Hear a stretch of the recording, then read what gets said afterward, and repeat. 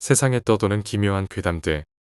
첫 번째 이야기, 전라도의 대학교 근처 폐가에서 실제로 겪었던 실화괴담. 대학교에서 겪은 일입니다. 저희 학교는 지방에 있는 터라 주변에 산이 많습니다. 산이라고 하기에는 낮고 언덕이라고 하기에는 높은 그런 애매한 산들입니다. 그런 산 속에 폐가가 하나 있습니다. 학생들에게 유명한 폐가라서 선배들도 잘 알고 있던 것 같습니다. 선배들에게 이야기를 들으니 저와 친구는 여자임에도 불구하고 왠지 가보고 싶다는 호기심이 생겼습니다. 선배들이 혹시라도 거기 가고 싶은 사람이 있어도 절대 가지 말라고 했지만 가지 말라고 하면 더 가고 싶어지는 게 사람 심리 아니겠습니까? 그래서 혹시나 생길 일을 대비해서 남자 동기를 한 명 더 꼬셔서 가고 싶었지만 웬일인지 동기는 절대 가지 않겠다고 해서 둘이서 폐가로 향했습니다. 지금 생각하면 무슨 용기가 났었는지 궁금합니다. 토요일, 하필이면 그날 비가 내리고 있었습니다. 폐가까지 차를 타고 가는데 사실 면허 딴 지 2개월 된 친구의 운전 실력이 더 무서웠습니다. 여하튼 언덕을 조금 오르다 보니 폐가가 바로 나왔습니다. 저희는 서로 눈치를 보다가 집 안으로 들어갔습니다. 방도 없고 낡은 마루만 보였습니다. 안에 들어가서 준비해놨던 초에 불을 붙였습니다. 거미줄이 사방에 있는 걸로 보아 사람들이 왔다 간 흔적이 없어 보였습니다. 집이 넓기는 했는데 가구도 뭐도 아무것도 없으니까 조금 허무했습니다. 허무한 마음에 친구랑 몇 마디 나누고 나가려고 하는데 갑자기 바람이 불지도 않았는데 촛불이 확 꺼졌습니다. 저희는 순간 당황해서 재빨리 부둥켜 안고 주저앉았습니다. 갑자기 놀란 마음에 1분 정도 아무것도 안 하고 있었는데 구석에서 부스럭부스럭 소리가 났습니다. 친구랑 저는 진짜 너무 무서워서 제대로 서 있지도 못하겠는걸 억지로 붙잡고 있었습니다. 그때 친구가 주머니에 있던 라이터를 켜고 소리가 나는 방향으로 시선을 향했습니다. 순간 저희는 너무 깜짝 놀라서 비명도 지를 수 없었습니다. 머리를 풀어헤친 여자가 구석에 웅크리고 있었습니다. 분명 들어왔을 때는 아무도 없었는데 그 여자는 등을 돌리고 쌀 단지 같은 걸 파고 있었습니다. 저희는 너무 놀라서 비명을 지르면서 그 집을 뛰쳐나왔습니다. 정신없이 뛰어나와서 거의 구르는 것처럼 산에서 내려왔습니다. 왜냐하면 저희가 소리를 지르는 순간 그 여자가 저희를 째려봤기 때문이죠. 저희는 그대로 차로 직행해서 기숙사에 냅다 뛰어 들어갔습니다. 기숙사에 도착하자마자 안심한 저희는 곧바로 잠이 들었습니다. 그런데 침대에 눕자마자 이상한 소리가 들렸습니다.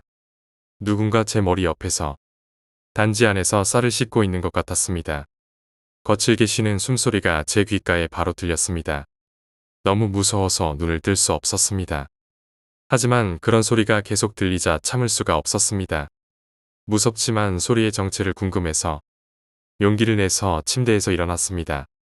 벌떡 일어났는데 침대에는 아무도 없었습니다. 그리고 절 괴롭히던 소리 또한 나지 않았습니다. 혹시나 해서 같이 갔었던 친구의 방으로 갔습니다. 제 맞은편이라 바로 문을 열면 나오는데 친구가 울면서 나오고 있었습니다. 아까 그 여자가 천장에 붙어 있었어. 그런데 눈이 없었어. 피가 뚝뚝 떨어지는데 그게 내 볼에 닿는 느낌이 너무 찝찝해. 그 여자가 점점 다가오면서 나한테 손을 뻗는데 손톱도 하나도 없었고 손도 갈기갈기 찢어져서 살 사이로 뼈가 보이고 너무 무서워. 어떡해. 우리 거기에 괜히 갔나봐. 친구의 말을 듣자 아무 말도 할 수 없었습니다. 그저 복도에서 저희는 아무 말도 못하고 서 있었습니다. 그때 저희랑 친하게 지내던 친구가 방에서 나오는데 저희를 보고 하얗게 질리며 놀라는 것이었습니다. 그때 저를 혐오스럽게 바라보던 그 친구의 살기 어린 얼굴은 지금도 잊을 수가 없습니다. 아무 말도 하지 마. 라고 말하면서 갑자기 소리쳤습니다. 저희는 너무 당황해서 가만히 있었습니다. 친구는 갑자기 저희 둘의 손을 잡고 끌고 어디로 향했습니다. 너무 당황스러워서 왜 그러냐고 했는데 친구는 저희를 확 돌아보며 화를 냈습니다. 어디서 그런 걸 달고 왔어? 저희는 너무 놀라 아무 말도 못하고 서로를 바라보며 친구가 이끄는 대로 따라갔습니다. 택시를 타고 시내로 나가는데 친구가 저희 팔목을 꽉 잡고 놓지를 않았습니다. 팔목에 피가 안 통할 정도로 꽉 잡고 있었지만 저희는 무서워서 아무 말도 안 하고 친구가 잡고 있는 대로 내버려 뒀습니다. 이윽고 택시가 도착한 곳은 점집이었습니다. 친구가 안으로 들어가더니 젊은 여자분이 나오시는 것이었습니다. 여자분은 저희를 보자마자 엄청 째려보는 겁니다. 그리고 한참 동안 의식 같은 걸 했습니다. 너무 정신이 없어서 무슨 일이 있었는지 기억도 나지 않습니다. 몇 시간 정도 굿이라고 생각되는 의식을 하고 저희에게 쌀을 2움큼 정도 먹이고 손톱이랑 조금 잘라서 태우셨습니다. 그러고는 집에 가라는 겁니다. 저희는 그대로 기숙사에 돌아왔습니다. 저희를 데려간 친구는 이제는 괜찮다며 푹 자라고 했는데 그 말을 듣자마자 긴장이 풀려서 바로 잠들었습니다. 그리고 다음날 잠을 푹 잘 수 있었고 아무 일도 없었습니다. 지금도 그때 생각만 하면 아찔합니다. 친구에게 무슨 일이냐고 물어도 아무 말도 하지 않습니다. 아무리 물었지만 친구가 해준 말은 이 한마디였습니다. 쌀 먹는 영은 잘 먹을 수 있게 절대 방해하지 마. 지금도 그 일에 대해서는 아무 말도 해주지 않습니다. 평소에 워낙 잘 웃고 착하고 밝은 친구라서 그때 친구가 지었던 질린 표정은 아직도 잊을 수가 없습니다. 두 번째 이야기, 기괴한 응급환자. 내가 당직이었던 밤에 자다가 급하게 호출당했다. 응급 상황이었고 아무튼 자주 있는 일이었다. 응급실에 가니 앰뷸런스가 병원에 막 도착했다. 앰뷸런스에 실려온 건 새까맣게 탄 시체처럼 보였다. 구급대원한테 물어보니 50대 남잔데 운전 중에 교통사고가 나서 불타는 차 안에서 빠져나오지 못하고 정신을 잃었다고 한다. 일단 살아있긴 했지만 온몸이 새까맣게 타서 고기 굽는 냄새가 사방으로 풍기고 토할 것 같았다. 전혀 움직임도 없다. 이제 시간 문제다. 굉장하네. 일단 심장은 안 멈췄는데 뭐 가망은 없지만 하고 구급대원이 말했다. 의사도 이거 굉장하네 라며 치료를 할 생각도 없어 보였다. 간호사도 무서워했다. 나는 일단 검사는 해보기로 했다. 의료기기가 있는 방에 들어가서 준비를 하는데 그 새카맣게 탄 환자가 실려왔다. 주사를 놓으려고 혈관을 찾는데 피부가 새카맣게 타서 어디에 혈관이 있는지 통 모르겠고 이거 엉망진창이라 주사도 못 놓게 생겼네 하고 중얼거리며 혹시나 멀쩡한 피부가 남아있는지 찾으려고 팔을 잡았을 때 그 새카맣게 탄 환자가 말했다. 제 상태가 그렇게 심합니까? 나는 말문이 막혔다. 계속 의식은 있었다. 지금까지 우리 대화를 다 듣고 있었다. 그 방에 있던 전원이 얼어붙었다. 그 환자는 2시간도 지나지 않아 죽었지만 몇 번이나 저는 죽습니까? 라고 묻고 우리는 몇 번이나 도망치고 싶은 충동에 휩싸였다. 세 번째 이야기, 강이 빠진 아이. 그 시절 저는 해변 주변의 주택 건설을 돕고 있었습니다. 계절은 7월 중순이었기 때문에 점심시간에는 해변에서 도시락을 까먹는 게 일상이었죠. 처음에는 혼자서 먹으러 갔었는데 도중에 친해진 동년배의 회사 동료인 A와 함께 해변에서 점심을 같이 먹고 있었습니다. 언제나처럼 해변에 가보니 평소에는 인기척이 전혀 없는 곳이었지만 그날은 어째서인지 10살 정도 되어 보이는 어린아이 4명이 파도 주변에서 놀고 있었습니다. 덧붙여서 말하자면 이 해변에서는 수영금지라는 규칙이 세워져 있었는데 저 자신도 어렸을 때는 여기서 친구들과 자주 첨벙거리며 놀았던 기억이 있어서 특별히 신경 쓰지 않았습니다. 그날도 해변에 앉아서 도시락을 먹을 생각이었지만 어째서인지 A가 오늘은 햇볕이 너무 뜨거우니까 에어컨을 틀어둔 안에서 점심을 먹자라고 말해오는 바람에 확실히 오늘은 조금 덥다고 생각한 저는 밖에서 먹어야만 하는 특별한 이유를 찾지 못하고 안에서 먹기로 했습니다. 안에서 점심을 먹고 있자니 무슨 일인지 밖이 시끌시끌해지기 시작했습니다. 구급차와 헬리콥터까지 다가오는 소리가 들려왔습니다. 무슨 일이지? 라는 궁금증이 생겨 A에게 함께 상황을 확인하러 가자고 권유했습니다. A는 가지 않겠다고 했지만 저는 바깥 상황이 너무나 신경 쓰였기 때문에 A를 남겨두고 다른 사람들과 함께 밖으로 나가봤습니다. 사람들이 몰려든 장소는 저와 A가 평소에 점심을 먹던 해변이었습니다. 이미 몰려든 사람들에게 상황을 물어보니 해변에서 놀고 있었던 아이들 중에 한 명이 바닷속에 가라앉아서 행방불명이 되어버렸다고 했습니다. 그 아이들이 있었던 곳을 돌아보니 정말로 한 명이 줄어든 상태였습니다. 저는 그걸 보고 엄청나게 후회했습니다. 평소처럼 여기서 도시락을 먹고 있었다면 아이가 바다에 빠진 순간 그 아이를 구할 수도 있었다고 생각했기 때문입니다. 조금 우울한 기분이 돼버린 채 A가 있는 곳으로 돌아가 제가 뭘 봤는지 이야기해 주었습니다. 오늘도 거기서 밥 먹고 있었다면 우리가 뭔가 할 수 있었을지도 몰랐겠지. 라고 A에게 말하자 이유가 있어서 오늘 거기서 밥 먹는 게 싫다고 말한 거야. 저는 그 말의 의미를 이해하지 못해서 그에게 무슨 말인지 설명해 달라고 물어보니 거기가 수영 금지가 된 이유는 여러 가지 이유가 있는 거야.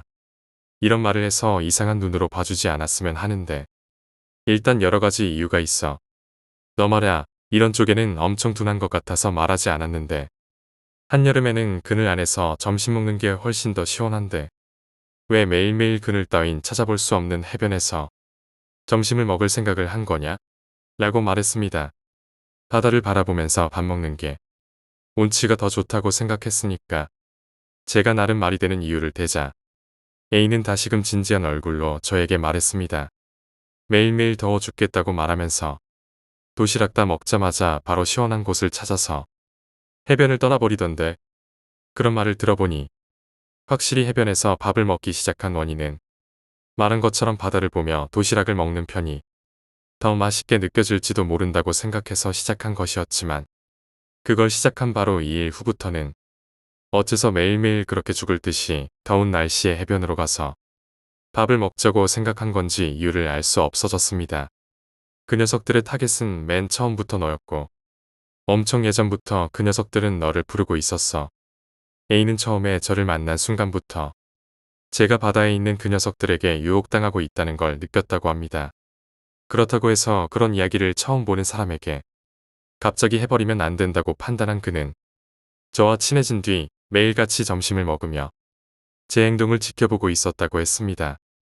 A는 제가 그 녀석들에게 유혹당하고 있다는 걸 알고 있었지만 그 자신도 그 녀석들의 모습이 확실하게 보인 적은 없었습니다. 아무래도 귀신들이 일방적으로 저에게 채널링을 해오며 좀 더 파도 쪽으로 가까이 끌어들이려고 온갖 노력을 해왔지만 정작 저는 둔해서 그런 노력들마저도 무시해오고 있었습니다. 그러니까 그 녀석들은 내 두 눈앞에서 그 아이를 바닷속으로 끌어들이려고 한 거지. 그 녀석들은 둔에 빠진 너보다는 어린 아이를 홀리는 게 더 쉬우니까 말야. 아이가 바닷속에 빠지면 내가 구하러 올 거라는 걸 예상하고 있었던 거야. 결국 내가 방해해버려서 결국 그 아이는 희생양이 돼버렸지만 말이야. 오늘은 그 녀석들이랑 궁합이 딱 맞는 애가 주변에 있어서 그런지 확실하게 모습을 볼 수 있었거든. 내가 널 해변 밖으로 데려가고 있을 때 말야. 그것들의 분위기가 장난이 아니었지. 나도 완전 쫄았어. 타겟이었던 너를 데려가 버렸으니까 화난 거겠지. 라고 A가 가볍게 웃으며 말했습니다.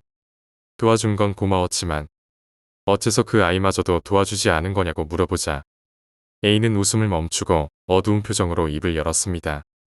너는 유혹받고 있었던 주제에 아무것도 느끼지 못하고 있었으니까 그렇게 기세에 좋은 말을 할 수 있는 거야.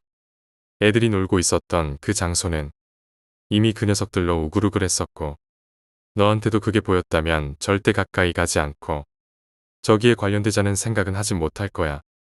너를 해변에서 안으로 데려왔다는 것만으로도 엄청 대단한 일을 했다고 생각하고 있는 걸. 그 녀석들의 원한 가득한 얼굴이 진짜 대박이었지. A의 말에 의하면 보이지 않거나 느껴지지 않는 사람들은 무의식 중에 유혹당할 때가 있다고 합니다. 그리고 스스로가 유혹당하고 있다는 사실마저도 알아차리지 못합니다. 그러니까 오히려 반대로 보이거나 느낄 수 있는 사람들은 위험한 곳 주변으로는 생각 없이 다가가지 않는다고 해요.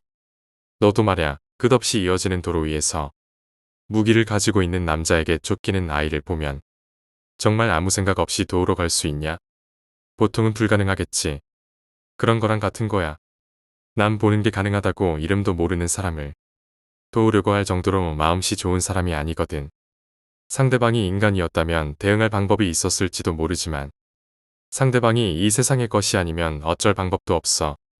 귀찮은 일에 말려드는 건 이쪽도 사양이야. 그래도 너랑은 마음이 잘 맞고 친해졌으니까 아무것도 모르는 듯한 태도로 넘기기에는 죄책감이 너무 무겁잖아. 이 조난 사건은 저녁에 뉴스에서 살짝 나오기까지 했습니다. 저는 한밤중에 거기가 신경 쓰인 나머지 해변까지 차를 몰고 가봤습니다.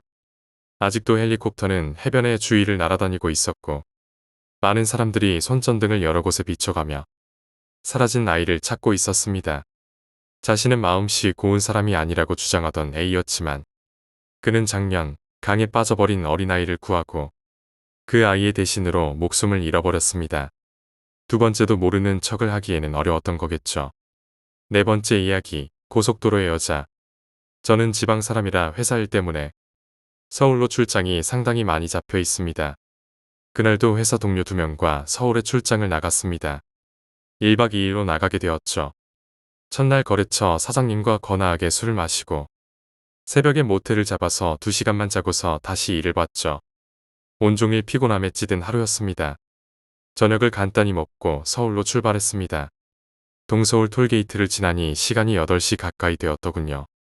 제가 어제 저녁 술상사를 했기 때문에 몸이 피곤하여 나머지 2분이 교대로 운전을 했고 전 뒷좌석에서 새우잠을 자기 시작했습니다. 저희는 중부 내륙을 타고 여주와 충주 그리고 괴산과 문경을 거치게 되었는데요. 용인 휴게소를 지나 중부 타기 전이었고 경부 쪽이면 대전 근처쯤 되었겠습니다. 그때는 9월 초쯤이라 많이 더울 때였습니다. 뒷자리에서 한참 새우잠을 자는데 한기가 느껴져서 부시시 일어났습니다. 한여름이라도 이렇게 새우잠을 자면 몸의 열기가 빠져나가서 추위를 느낄 수도 있습니다만 창밖을 보니 많이 어두워졌고 2분도 피곤하셨던지 천천히 운행하셨습니다. 고개를 들고 담배를 한 대 피려고 창문을 내렸습니다. 헌데 빠른 속도로 차가 한 대 추월해 가더군요. 그 차가 지나가고 나서 갑자기 한 사람이 보이더군요. 웬 여인이 서 있는 겁니다.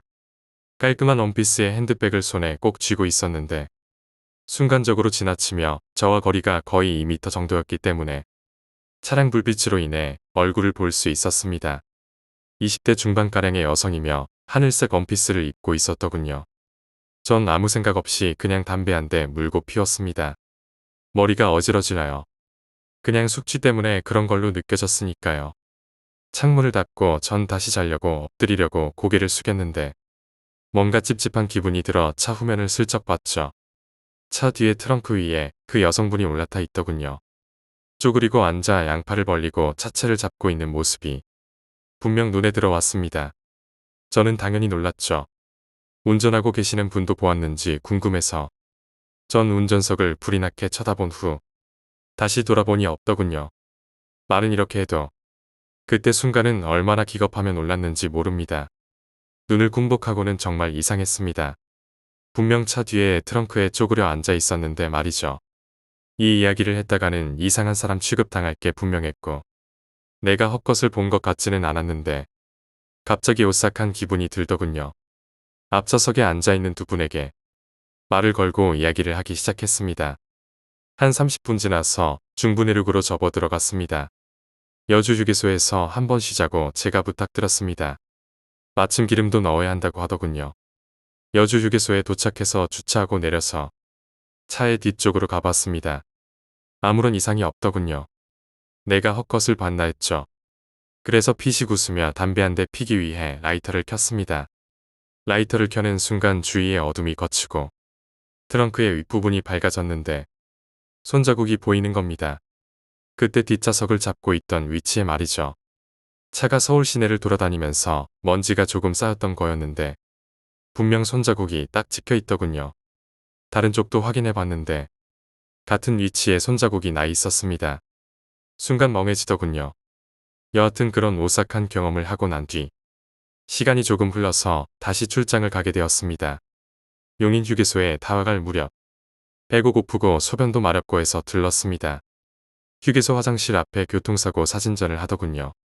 아마 경각심을 주기 위한 거겠지만 햄버거 하나 사들고 가면서 보다가 9월 달에 주행 사망사고라니 눈에 들어왔습니다. 오피러스가 가차선을 주행하여 잠시 고장 주차 중이던 아반떼 승용차를 추돌하고 고장 수신호를 보내고 있던 여성을 치어 즉사하게 했다는 사고였습니다. 사고 장면 사진을 보다 놀라서 입에서 햄버거가 떨어지는 줄도 몰랐습니다. 사진 속에 사망한 여성 사체가 삐져나온 하늘색 원피스와 도로 위로 뒹굴고 있는 클로업된 핸드백, 사고 차량 아반떼에 부서진 운전석 룸미러에 걸려있는 사진 한 장이 저번에 제가 본 그 여성과 동일인이라는 생각이 바로 들었습니다. 사고를 낸 차량이 검은색 오피러스인데 그때 제가 탔던 차도 검은색 오피러스였습니다. 대충 날짜를 보니 저희가 그때 당시 사고 난 뒤 일주일 후였던 것 같네요. 다섯 번째 이야기, 혼자만 있던 소름 끼치는 병원. 오래전의 사건입니다. 당시 나는 간호사로 일하고 있었습니다. 지금은 파견 사무원으로 일하고 있습니다만 그 당시를 돌이켜보면 잘도 그 살인적인 근무를 이겨냈구나 하고 새삼 감탄하곤 합니다. 하루 18시간은 병원에 잡혀있는 게 당연한 일이었으니까요. 그날은 2교대 근무 중 낮 파트였습니다. 아침 7시 반쯤 평소 다니던 출입구로 출근했지만 병원 안이 기분 나쁠 정도로 한산합니다. 인기척이 전혀 없는 것입니다. 평소라면 아침 식사 때문에 간호사들이 이리저리 바쁠 시간일 텐데 나는 탈의실로 향했지만 근무 시간이 겹치는 동료들 중 한 명도 만나지 못했습니다. 휴대폰으로 전화를 해봤지만 다들 전원이 꺼져 있다던가 수신이 불가능하다는 메시지만 나옵니다. 우선 인수인계를 위해 데스크에 가려 했습니다. 하지만 데스크까지 가는 도중 직원은커녕 환자조차 한 명도 보이지 않았습니다. 이전까지 이렇게 이상한 일을 겪은 적은 한 번도 없었기에 나는 덜컥 무서워졌습니다. 어쨌든 누구라도 찾아야겠다는 생각이었지만 함부로 돌아다니는 것도 두려웠습니다. 나는 일단 내선 전화에 수화기를 들었습니다. 하지만 평상시라면 들려올 다이얼 소리마저 들리지 않습니다. 가볍게 패닉에 빠진 나는 다시 한번 휴대폰으로 전화를 해보려고 꺼내다가 그만 떨어뜨리고 말았습니다. 당황해서 휴대폰을 주워서 집으로 전화를 겁니다. 이번에는 통화 연결음이 제대로 들립니다. 언제나 듣던 그 연결음마저 너무 반가워 눈물이 날 정도였습니다. 곧 전화가 연결되었습니다. 너 지금 어디에 있는 거니? A씨한테 연락이 왔었어. 병원에서 출근 시간이 지났는데 내가 아직 안 와서 혹시 무슨 일 있는 거 아니냐더라. 그 이야기를 듣자 나는 힘이 빠져서 그 자리에 주저앉고 말았습니다. 그리고 오싹한 것을 깨달았습니다. 아까 내가 휴대폰을 떨어뜨린 곳에 그때의 충격으로 빠진 배터리가 그대로 놓여 있던 것입니다. 배터리가 빠졌는데 통화를 했다니. 휴대폰은 내던지고 나는 어디로 가는지도 모른 채 정신없이 도망쳤습니다. 어디를 어떻게 달렸는지 조차 기억나지 않습니다만 출입구 근처까지 오자 한 걸음도 더 못 걸을 정도로 지쳐버렸습니다. 그래서 나는 엉거주춤한 자세로 숨을 고르려 했습니다. 머지않아 밖으로 나갈 수 있는데 왜 거기서 쉬려고 했던지는 모르겠지만요. 문득 나는 얼굴을 들었습니다. 눈앞에는 벽에 설치된 전신 거울이 있었습니다. 하지만 거울 속에는 내 모습이 전혀 비치지 않았습니다. 그리고 나는 정신을 잃었습니다. 눈을 뜨자 데스크 안에 소파였습니다. 주변은 평소처럼 활기 넘치는 직장입니다. A의 말에 따르면 나는 출입구 근처에 넘어져 있었다고 합니다. 다만 이상하게도 그걸 A에게 가르쳐줬던 사람의 얼굴이 기억이 안 난다는 것이었습니다. 실제 그 사람을 보았는데도 어떤 얼굴이었는지, 키가 얼마였는지, 성별이 무엇이었는지조차 생각나지 않는다는 것이었습니다. A에게 온갖 질문을 다 받았지만 내게는 분명한 증거가 있었습니다. 병원 안에 던지고 도망쳤던 휴대폰이나 탈의실에서 갈아입었던 옷이 전부 사라져버렸기 때문이었습니다. 게다가 내가 보고 기절했던 전신 거울도 원래 우리 병원에는 없는 물건입니다. 나중에 집에 들어가서 한 번 더 놀랐습니다. 분명히 어머니는 내게 전화를 받았던 걸 기억하고 있는데 통화 기록에는 아무것도 남아있지 않았습니다.